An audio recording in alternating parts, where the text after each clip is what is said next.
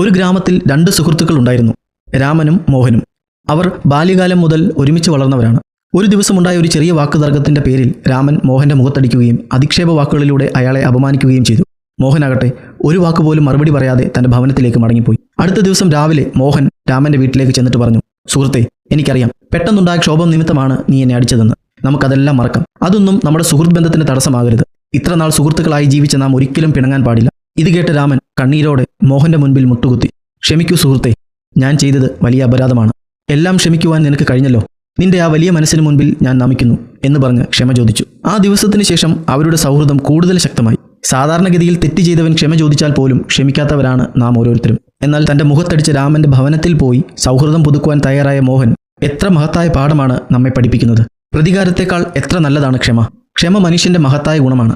ക്ഷമിക്കുന്നത് നമ്മെ ചെറിയവരാക്കുകയല്ല, മറിച്ച് വലിയ ഹൃദയമുള്ളവരാക്കുകയാണ്. അഥവാ വലിയ മനസ്സുള്ളവർക്ക് മാത്രമേ ഇങ്ങനെ ക്ഷമിക്കുവാൻ കഴിയൂ. യേശു കർത്താവ് ലോകത്തെ പഠിപ്പിച്ചത് ഇതാണ്. പിതാവേ, ഇവരോട് ക്ഷമിക്കണമേ എന്ന കർത്താവിൻ്റെ പ്രാർത്ഥന ഈ ക്ഷമയുടെ വലിയ പാഠം നമ്മെ പഠിപ്പിക്കുന്നു. വാളുകൊണ്ട് താൽക്കാലികമായി ജയിച്ചാലും അത് ആത്യന്തികമല്ല. സ്നേഹത്തിൻ്റെ ജയം അതൊരിക്കലും നഷ്ടപ്പെടില്ല. സ്നേഹിക്കാം, ക്ഷമിക്കാം, അങ്ങനെ വിജയികളായി തീരുവാൻ നമുക്ക് സമർപ്പിതരാവാം. വാളെടുക്കുന്നവനൊക്കെയും വാളാൽ നശിച്ചു പോകും എന്ന് യേശുവും നമ്മെ പഠിപ്പിക്കുന്നു.